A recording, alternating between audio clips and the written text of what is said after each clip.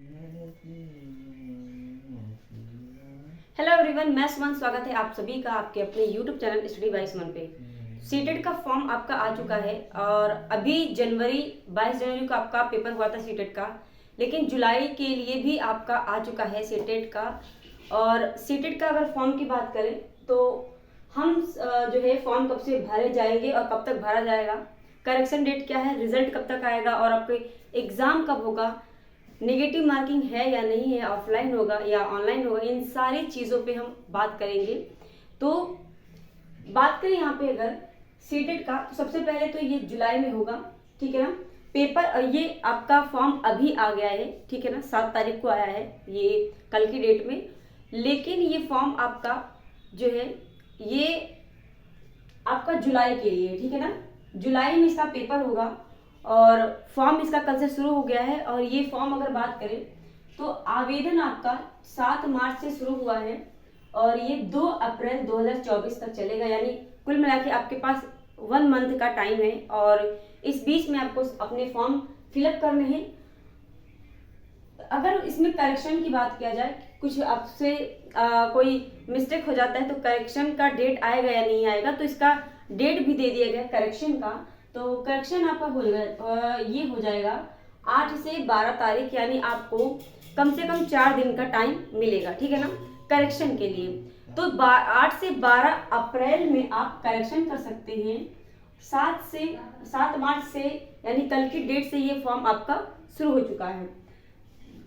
Admit card की अगर बात करें तो एडमिट कार्ड आप जानते हैं पहले बता दिया जाता था, जो है आपका 15 दिन पहले 20 दिन पहले आ जाता था।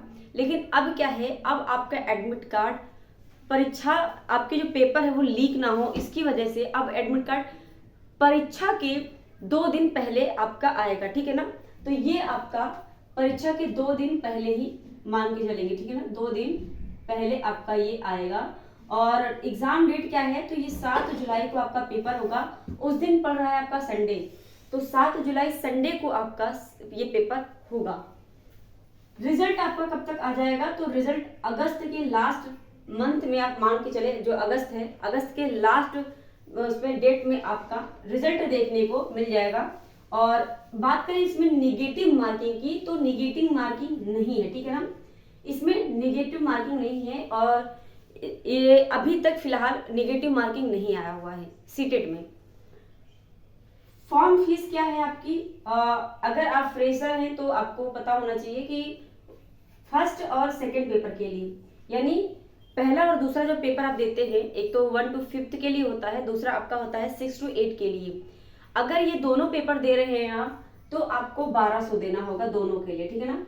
दोनों के लिए आपको 1200 फी करना होगा। और आपका अगर सिर्फ एक पेपर देते हैं, चाहे आप 6 to 8 का ले लें, चाहे आप 1 to 5th का ले लें, तो इसमें आपका एक पेपर का ये आपका सिर्फ ओनली पेपर के लिए हो जाएगा 1000 रुपये।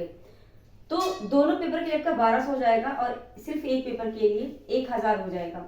अब इसमें ये किसका है, तो ये ओबीसी और जनरल वालों के लिए, ठीक है ना, ओबीसी और जनरल वालों के लिए ये फीस है, ओबीसी और जनरल वालों के लिए, ठीक है ना।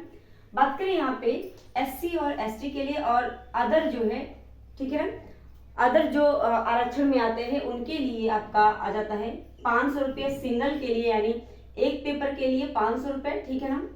और 2 पेपर अगर देते हैं दोनों, यानी फर्स्ट सेकंड दोनों पेपर देते हैं, तो आपका 600 रुपये हो जाएगा। तो ये एससी और एसटी और अदर जो कैटेगरी के लोग हैं उनके लिए है। फिर यहाँ पे आता है अपेयरिंग वाले, ये डाल सकते हैं नहीं डाल सकते। पहले था कि आपका फर्स्ट सेमेस्टर क्लियर होना चाहिए, अब सेकंड सेमेस्टर का वेट करते हैं, तो लेकिन अब ये चेंज हो गया है और इसमें आप क्या कर देंगे, जो आपकी ट्रेनिंग होती है ना, टीचिंग की पहली ट्रेनिंग, आपने अगर वो कर लिया, उसके बाद से आप ये अपेयरिंग का ऑप्शन आता है, अपेयरिंग पे क्लिक करके आप वहां से ये फॉर्म डाल सकते हैं। यानी इसमें चाहे आप बीटीसी कर रहे हो, चाहे मतलब आपका बीटीसी और डीएलएड तो एक ही है, चाहे आप डीएलएड कर रहे हो या बीएड कर रहे हो, कोई भी डिप्लोमा आप कर रहे हो, आपने पहली टीचिंग का जो ट्रेनिंग है वो आपने अगर कर रहे हैं तो आप ये अप्लाई कर सकते हैं अपेयरिंग में, ठीक है ना। अब तो ये भी हो गया कि आपने एडमिशन ले लिया और आप जो है फॉर्म अपना अप्लाई कर सकते हैं अपेयरिंग में। फिर आता है कि आपका जो पेपर है ये कौन सा प्रकार का होगा, यानी OMR सीट होगा या फिर ऑनलाइन होगा, तो ये आपका ऑफलाइन में होगा और आपका OMR सीट होता है, ठीक है ना, इसमें आपका ऑफलाइन होगा। कोरोना के टाइम पे आपका ऑनलाइन हुआ था, उसके बाद से आपका ये फिर से ऑफलाइन हो गया है। और इसका अगर बात करें पेपर की टाइमिंग क्या है, तो पेपर की टाइमिंग एक जो आपका फर्स्ट पेपर है ना, फर्स्ट पेपर 9:30 बजे सुबह से लेके और ये 12 बजे दोपहर तक होगा, यानी 2.5 घंटे का आपका टाइम होगा पेपर का फर्स्ट वाला का। सेकेंड पेपर ये 2 बजे से साढ़े आपका 4 बजे, ठीक है ना, 4:30 बजे तक ये पेपर होगा और इसका भी वही टाइमिंग है 2.5 घंटे। और इस बार जो 22 जनवरी को जो पेपर हुआ था उसमें आपके पेपर और सेकंड और फर्स्ट को लेके टाइम का चेंजेस कर दिया गया था, यानी जो सेकंड पेपर आपका दोपहर में हो रहा था सेकंड शिफ्ट में, वो आपका फर्स्ट शिफ्ट में कर दिया गया था, और जो फर्स्ट शिफ्ट में होता है आपका पेपर यानी 1 to 5 का, वो सेकंड शिफ्ट में कर दिया गया था। तो जरूरी नहीं है कि इस बार देखने को मिले। फिर आपका हम बात करें यहाँ पे कि आपके जो सिलेबस होते हैं वो कौन कौन से होंगे, कितने सब्जेक्ट होते हैं, कितने नंबर का होता है। तो सबसे पहली बात तो परीक्षा का जो पूर्णांक है 150 नंबर का होता है, और 150 नंबर में भी आपका एक क्वेश्चन एक नंबर का होता है, ठीक है ना, एक प्रश्न 1 नंबर का होता है, जिसमें आपके 150 प्रश्न होते हैं। और इसमें अगर बात करें सिलेबस की, तो पहला पेपर और दूसरे पेपर के लिए दोनों में थोड़ा अंतर है। और अगर बात करें हिंदी और इंग्लिश संस्कृत, ये दोनों में ही कॉमन है, CDP भी दोनों में कॉमन है। सिर्फ साइंस और SST जो है ना, सब्जेक्ट वाला जो पेपर है वो चेंज हो जाता है। और इसमें अगर बात करें, देखिए पहले पेपर की अगर बात करें तो पहले पेपर में आपका 30 नंबर का हिंदी आता है, जिसमें 15 नंबर का आपका पेडागोजी आता है और 15 नंबर का आपका जो अदर आता है, ठीक है ना। तो 15 नंबर के सारे ही सब्जेक्ट में आपके पेडागोजी जरूर आता है, और सीटेड में सबसे ज्यादा आपका पेडागोजी पूछा जाता है। तो संस्कृत, और इसमें आप अगर बात करें संस्कृत और इंग्लिश का, आप जब सब्जेक्ट अपना चूज करते हैं, आप जब अपना लैंग्वेज चूज करते हैं, तो लैंग्वेज में आपका देता है कि पहला लैंग्वेज या दूसरा लैंग्वेज। तो उसमें अगर आप इंग्लिश चूज करते हैं तो आपको इंग्लिश करना होगा, अगर आप संस्कृत चूज करते हैं तो संस्कृत करना होगा। तो ये लैंग्वेज आपका ये ऑप्शनल होता है, इसमें या तो आप आपके हिसाब से या इंग्लिश चूज कर लीजिए या फिर संस्कृत। तो ये भी आपका 30 नंबर का होता है, ठीक है। और मैथ आपका 30 नंबर का होता है, EVS भी आपका 30 नंबर का होता है, और CDP भी आपका 30 नंबर का होता है।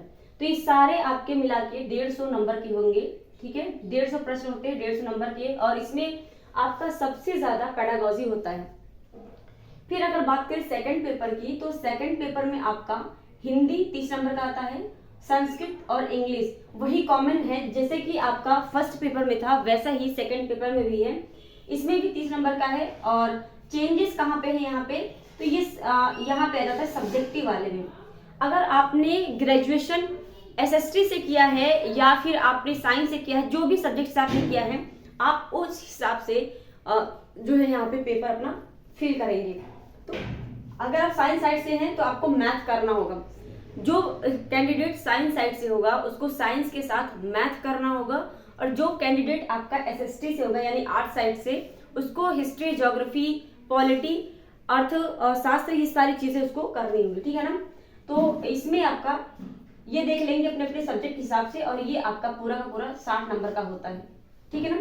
तो सब्जेक्ट वाला 60 नंबर का होता है सेकंड पेपर में, यहाँ पे चेंज हो जाता है। अब यहाँ पे अगर बात करें CDP का, तो CDP भी इसमें 30 नंबर का होता है, यानी आपका चेंज कहाँ पे हुआ है, देखिए फर्स्ट पेपर में आपको 30 नंबर का EVS देखने को मिलेगा, वहीं पे अगर सेकेंड पेपर की बात करें तो 60 नंबर का, या तो आप SST के कैंडिडेट है तो SST का देखेंगे 60 नंबर, साइंस साइड के हैं तो साइंस का पेपर देखेंगे, आप प्रश्न देखेंगे अपने पेपर में, ठीक है ना। तो ये सारी चीजों पे हमने बात कर ली। अब रह गया हमारा सिलेबस का। तो देखिए सिलेबस के बारे में बात करें तो बोर्ड पे आपका पॉसिबल नहीं है, तो सिलेबस में PDF के साथ आपको बता दूंगी एक एक करके, और ये चीजें अगर आपको समझ में आ गई हैं तो कमेंट कर दीजिएगा। और सिलेबस अगर चाहिए तो सिलेबस के लिए चैनल से जुड़ जाइएगा, लाइक शेयर सब्सक्राइब कर लीजिएगा, और 5 मिनट के अंदर ही आपको जाकर देख लीजिएगा, आपको सिलेबस मिल जाएगा, और सिलेबस वहां से देख सकते हैं। उसके अलावा आप टेलीग्राम से जुड़ जाएंगे तो टेलीग्राम पे आपको PDF मिल जाएगा, ठीक है ना। तो मिलते हैं हम सिलेबस के डिस्कशन में वहां पे, और